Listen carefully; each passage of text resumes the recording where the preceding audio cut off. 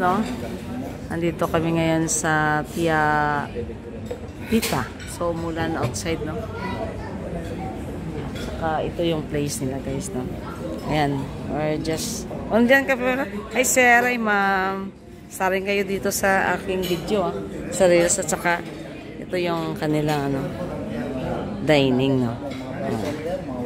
Oh. Pag order ka ng drinks dyan, no? Pili ka lang. Saka maganda yung kanilang ano. Yan.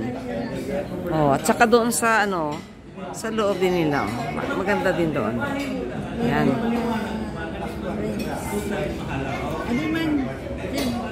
Oh, kinunan ko nga.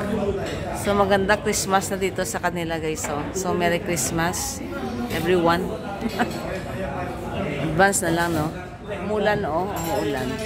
Nakikita niyan outside sang Robinson ito.